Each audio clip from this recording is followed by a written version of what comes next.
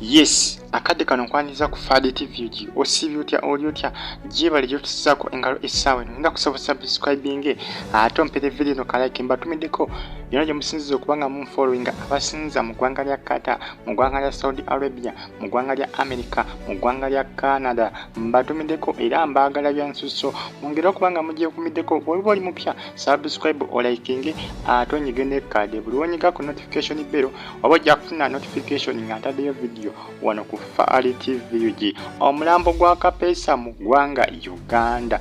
Omulambo gwa Kapeesa mu ggwanga Uganda ngina kusaba osigale nga ogifollowinga.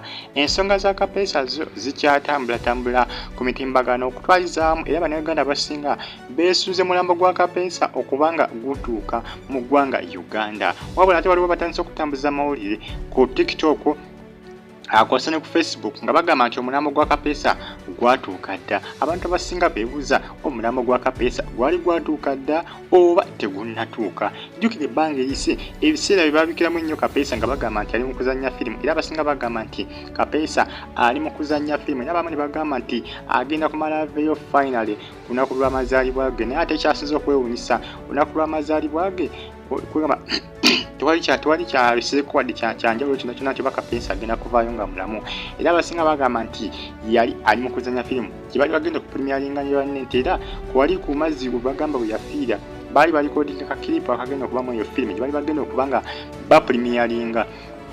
Wabula ebbanga eriyise emabegako nga bagamba nti Kapeesa afudde batiktokers bangi nnyo basasanyanga mu video nga balaga nti baali mu lumbe lw'ewa Kapeesa era nga balaga nti omulambo gwali gutuuse mu ggwanga Uganda era bano baaleetera bannayuganda basinga okusuubiza n'okutereeza n'okukkiriza nti omulambo gwa Kapeesa mwe guli mu ggwanga Uganda era bannayuganda basinga balowooza nti omulambo gwa Kapeesa gwatuuka dda. Ate kisinga okuneewuunyisa abasinga bakyalowooza nti Kapeesa mulamu.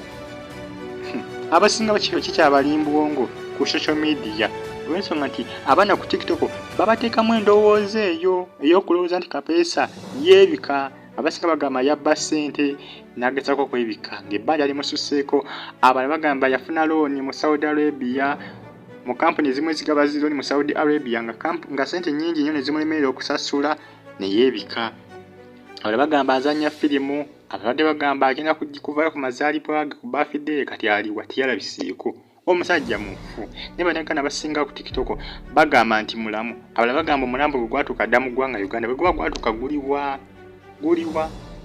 olwo bakwata ka vidiyo nga balaga bali kyengera salize ekyengera era nga bagamba nti yewaabwe wani waba Kapeesa. Bano bagamba nti bali mu lumbe ka vidiyo ako ngezezaako kanoonyanonya ku TikTok naye sobodde kafuna noera aba nkafuna nja kuba nga batuusaako nga balaga nti bali mu lumbe era mbu n'omulambo gwali gutuuse wali ekyengera ewaabwe waba Kapeesa naye si byangu bannange kiri ku social media naye nga ate abasinga bakkiriza nti kituufu omulambo gwa Kapeesa mwe guli mu ggwanga Uganda naye teguli mu bannaye. Omulambo gukyali e Saudi Arabia naye nga gujja kuba gutuuka essaawa yonna mu ggwanga Uganda. Bannayuganda abasinga beesunze omulambo gwa Kapeesa era ababloggers abasinga bali ku alert bajja kuba balumba ku kisaawe Entebbe wali olunaku lwe gunaatuuka naye simanyi kuba ne sente ezinaamuleeta tezinnaba kuwera.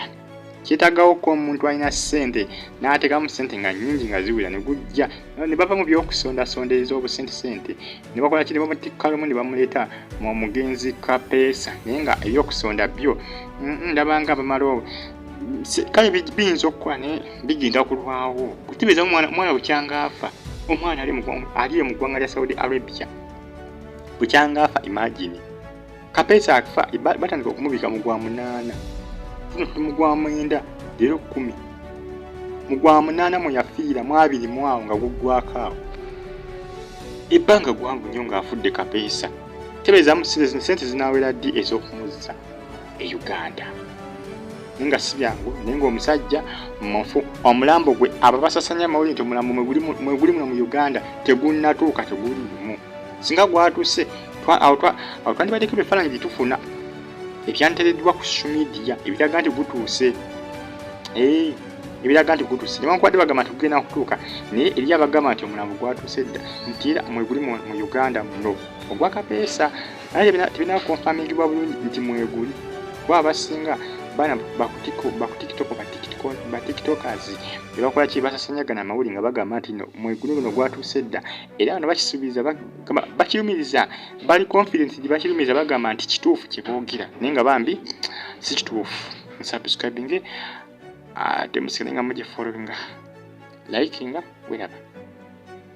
Bye bye.